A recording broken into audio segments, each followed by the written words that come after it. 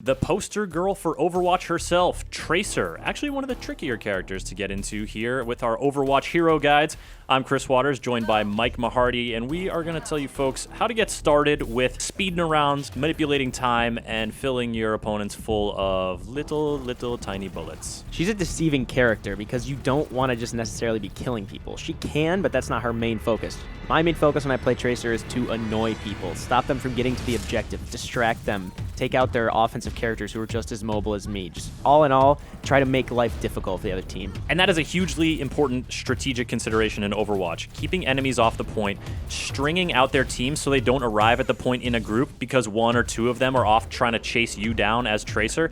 These are all really valuable ways to destabilize, to damage, and ultimately defeat the other team. So let's start with her pulse pistols. She dual wields them, they shoot out like a ton of little blue bees, and then she has to reload them. The main way I think about those, they're just kind of these rocks you throw at the other team from a distance. You're saying, hey, I'm over here, come chase me. You run into a room. Even if it's just like as simple as getting that red mark to pop up on their screens, like, oh, someone's hitting us from behind, what was that? They're going to come chase you. You're going to get their Lucio, who's giving them the movement speed buff up to the objective, off course. You're going to pull that attention, and keeping that attention is key for Tracer.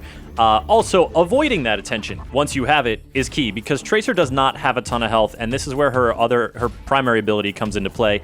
Blink. She can zip from place to place, and this is super important for playing your role. Blink pretty much negates choke points for Tracer. If you're coming up on that first big gate and Hanamura and everybody else has it clogged up, it doesn't matter. Boost, boost, boost, and you're already behind the team, maybe even in the objective. She's great for getting to the objective, flitting around, dodging people, annoying them, letting the rest of the team come up and help her. She's not a tank, but she can evade almost anything. That is such a great strategy for breaking those early blockades at choke points. You get on the point enough until they start coming, and then you get off the point because you're not holding that thing down by yourself, but you've now broken up the blockade and you are ready to resume your role of harrying them all over the place. Now, her other time-shifting related ability is called Recall, and this is the one that's kind of going to save your butt when you're in trouble or allow you to do a kind of overextend move, a dangerous move, and then recover from it. I don't use this until it's my last resort because her blink recharges pretty fast, but this is the one that takes a little longer. Recall also recharges your health, so it's even better of a get-out-of-jail-free card because you can revert back to an earlier point in time and, surprise, you're healthy again. You can get into an objective zone, escape, and then realize the rest of your team's there, revert back there, drop her sticky bomb, and then get out of there again. It's just like the fact that she is removed from the rules of time and space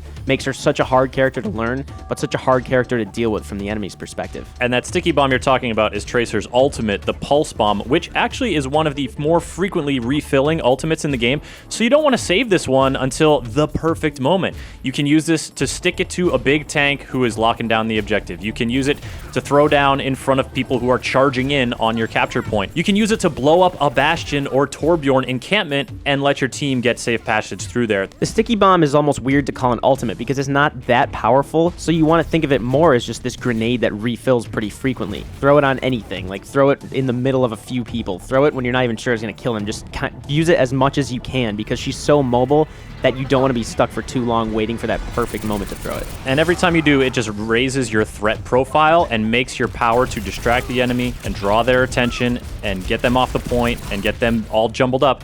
It makes that even more powerful. Now, in terms of who you want to target when you're running around, you don't want to spend a ton of time trying to focus on a tank. You want to try to take out those supports. Your Zenyatas, your Mercies. These are the people who it's up to you to take down. Even a Widowmaker, if you can get around and flank her, once you're on top of her, you can make pretty quick work of her, a blink or two, and you have taken out their sniper. She's just great for mind games, too. She can get around the side when there's a McCree or a Reaper coming up to flank your team. She can annoy them and draw them off the path. She can also get behind it and place Bastion turret. She can shoot at it, it turns around, it's not looking at your team anymore. It's all about convincing your enemy that there are two fronts they're fighting on, even if the one behind them is not that much of a threat. The best Tracers you see and play against are so annoying, and they will kill you a bunch. But you don't have to be that best Tracer when you start out. You just need to be that annoying, you need to be drawing that attention, and you need to be darting around, causing chaos, all with a smile on your face. Thanks for listening to our Overwatch Hero Guides, folks. We've got more in the series. Be sure to check out the full playlist on GameSpot's YouTube channel and subscribe.